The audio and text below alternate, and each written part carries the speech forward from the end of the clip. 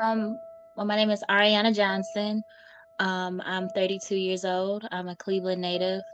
I work in the nonprofit sector, and I was introduced to cancer when my uncle was diagnosed, or I found out about his diagnosis in 2018.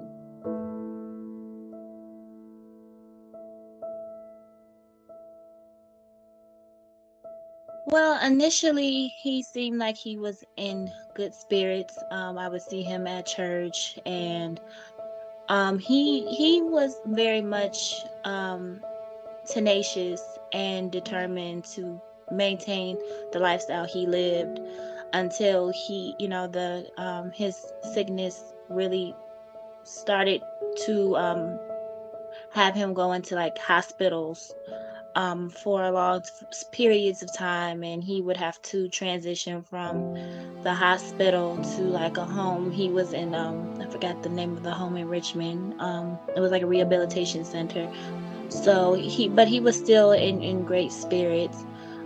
He seemed from the outside looking in that he was just trying to keep his head up and be the best, person that he still could be with living with cancer. But I could tell, and other family members could tell that it was getting the best of him. It affected me very tremendously. There, especially toward the end of his life, we would be times where we would have to, I would stay up late and hope that we didn't get a phone call in the middle of the night or in the evening that he was rushed to the hospital.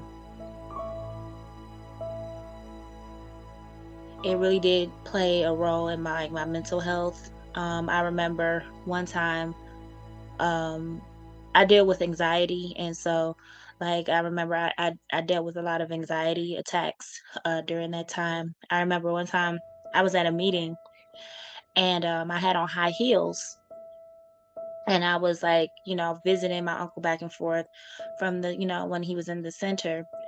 And I don't know what prompted me to do this, but I like fell face flat in front of everyone. And a lot of it attributed to my anxiety of just seeing my uncle in that way. And then, like I said, in the evening, always on edge of whether or not we were going to receive, my family and I were going to receive a phone call that he had been hospitalized or worse.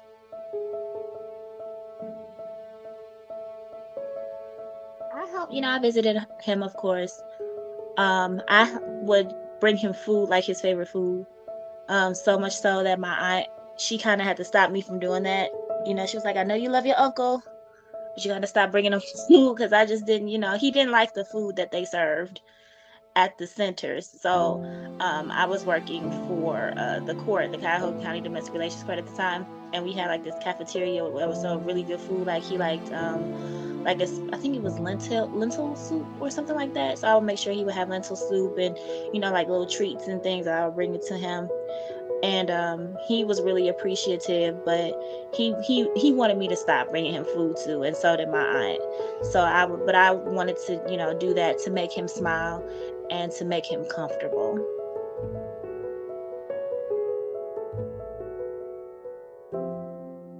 Well, first of all, stay prayed up.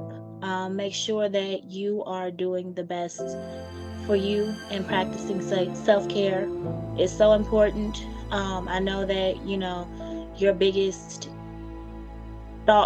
biggest thought in your mind is making sure that your loved one is okay.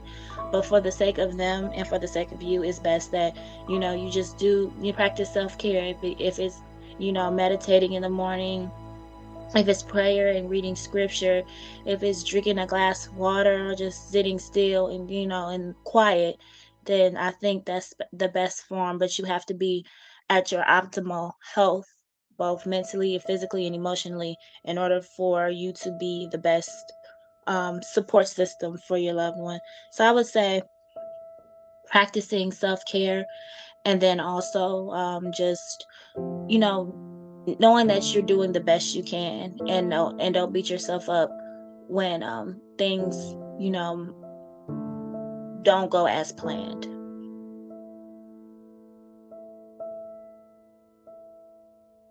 I was participating in the Pretty in Pink fashion show because, first of all, I think breast cancer awareness is a rallying cry that everybody should be stand around behind, and specifically with Black women, because what I do know is that Black women, we have like more of an aggressive when we're diagnosed, we have a more aggressive form. So I understand that like early detection is key. And I think that, events like Pretty in Pink are a great way to bring awareness to breast cancer awareness. And then also, I think that just celebrating the, survivors and warriors of breast cancer in such an elaborate way is well fitting for these beautiful warriors. So I'm happy to be a part of it.